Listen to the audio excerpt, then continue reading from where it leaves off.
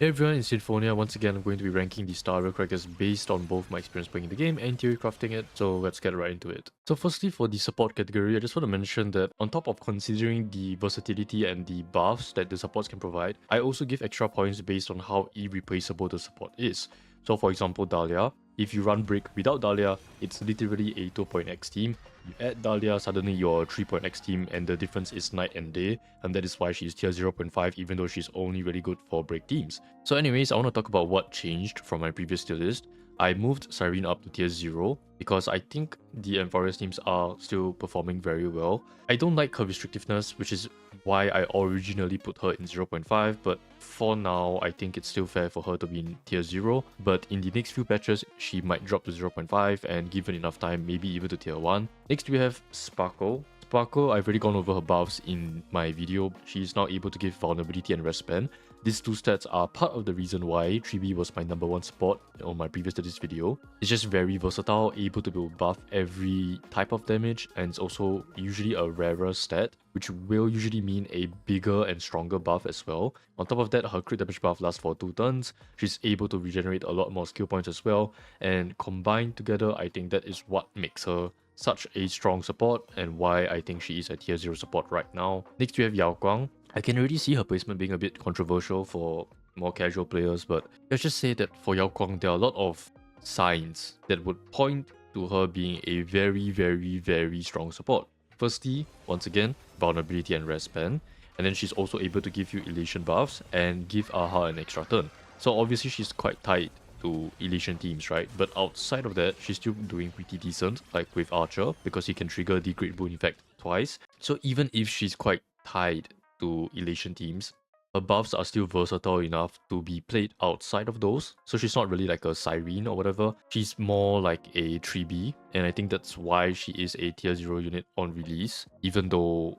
we don't have much of the Elation teams yet. But she's definitely going to be a support I'm going to be monitoring over the next few patches. But like I said in my pulling guide, I have a feeling she's going to be very irreplaceable in Elation teams. And she's probably only going to get better from here because we're going to get more Elation units, right? So yeah, pretty sure she's going to be tier 0 for the majority of 4.x, and it's going to be quite hard to take that away from her. Next, I moved Harmony MC down to tier 1. I just don't think she's as good as Dahlia and Fuke for Break. And I moved Peta up from tier 2 to tier 1. I think the amplification is still pretty decent. Not many weird parts of the kit like Xiao Qiu does, like part of the debuff only applies to ultimate damage. Peta is just defense reduction, plain and simple. Only issues that you have to apply it again on different waves, but thankfully she does have decent energy regen if you are using tutorial. So I think tier 1 is still quite deserved. The last unit I got a few comments about on my last tier list video is Saridra, saying that she should be tier 0.5 because she can be played with melee. I still completely disagree. There are too many weird things in Saridra's kit that hold her back. For example, she only gives you an attack buff for most of the battle, and then she only gives you 72% crit damage and 10% rest spell during that copied skill. On top of that, she tries to be a sub DPS. There's actually nothing wrong with trying to be a sub DPS. The issue is that her buffs suck to begin with, because if done correctly, you get units like 3B and Yao Guang, who not only provide a lot of extra damage, they also give you very good buffs. I think a lot of the power in the kit from the developer's perspective went into copying that skill. But because that is the bulk of her power, that also heavily restricts what Saridra can do in the meta. So if your character or your hyper carry is not called Finon and an XR, most of the time Saridra is just not going to do a lot, especially since melee can just use Cyrene. So there is an alternative there for her. I would not say she's irreplaceable with melee teams. Only in Finon and NXR I would say she is irreplaceable, and even then the buffs I just think are not very good. The additional damage that she does also isn't as high as Yao Guang or 3B, so overall her kit is a complete mess and she will probably never be better than tier 1 in my opinion. Unless she gets a Nova Flare, but she's a 3.5 unit. So anyways, for 4 to 5, you might have already noticed I have DOT now in tier 0. The Black Swan buffs are absolutely insane. DOT actually favors Blast most of the time. The Kafka skill is 3 target.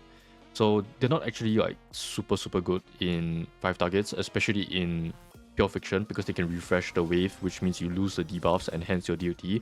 But Kafka with Eagle and Tutorial is still able to carry them through Pure Fiction.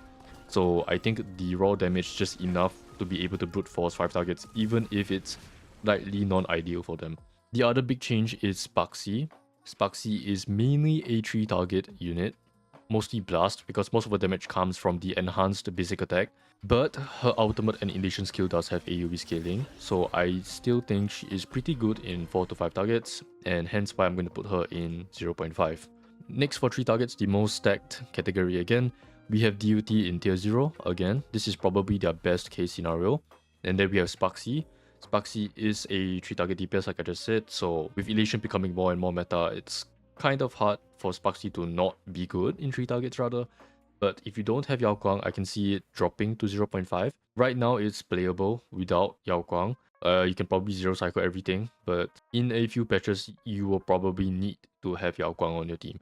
The other big change you might have noticed is that I moved Firefly, Mayday, and Finon down from tier 0 to 0.5. I just think otherwise tier 0 will be too crowded, right? Like, this just kind of defeats the purpose of tier 0, so I think it's more like this. And also because I evaluate characters based on both their in-game performance and my calculation, right, the theory crafting. If it was completely based on theory crafting, it would probably look like this. But if it was completely based on in-game gameplay right now, it would look like this, because we are in a Elation meta, all the enemies are very good for Elation. You can get an extra AHA instant, they can give you free punchlines, so Sparxie would perform the best. But if we want to be fair and objective, we have to compromise, we have to go somewhere in between. So I think she's probably like back of tier 0, but not quite 0.5. Next, I move the Herta up to 1.5 and Akron down from 1 to 1.5. I was a bit harsh on the Herta, because in a 3 target scenario, why would you use the Herta plus NXR, right? You would just use NXR Hyper Carry, that would probably perform better. But if you were to do that, then I guess it's not too bad. I mean, the Herta just suffers a lot from going from higher target to lower target, because she's dependent on that energy from hitting extra enemies, right? I'm still gonna give her 1.5 for 3 targets, but I still wouldn't play the Herta in 3 target scenarios. Akron, I also think I a bit overestimated her. I think for now 1.5 is fine, not quite tier 2. And the last change I believe is I moved Archer up from 1.5 to 1, or I also demoted Saber down to tier 1. Archer with the Sparkle buffs is really insane, so he's pretty good even in 3 targets right now, even though it can be awkward as a single target unit. But still, the raw damage that he puts out is really insane right now, to the point that he can compete with 3 target DPSs in terms of raw damage. So I think tier 1 is quite fair for him right now. I might change that next time, not very sure yet. Finally, for 1 to 2 targets, I believe Archer is the best 1 to 2 target DPS in the game now. It's no longer Finon in my opinion. With the Sparkle buffs again, like I said, the damage Archer puts out is really disgusting. But if you have a sustain, then it doesn't really work out as well. Finon is easier to play, right? So if you are super casual, it could look something like this. But if you put in the time to learn the game and invest into your characters, it's definitely Archer as the number 1 DPS in the game for 1 to 2 targets.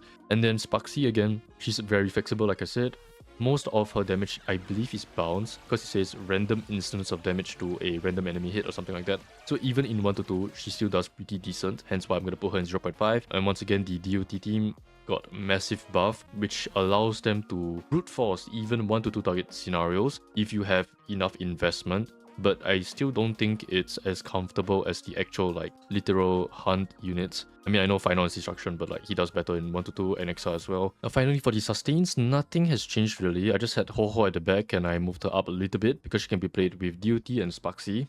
And Sparxie is new, DOT got a buff. And Darling PT technically also got a small buff in terms of meta relevance, because again, it can be played with Sparxie and can be played with DOT. But I still don't think he is as good as Hyacin, because the full Remembrance team is still the best team in the game. In the future, that could change, but for now, it's going to be like this. And it doesn't seem like we're getting a sustain yet for Elation, so this probably will not change next few patches as well.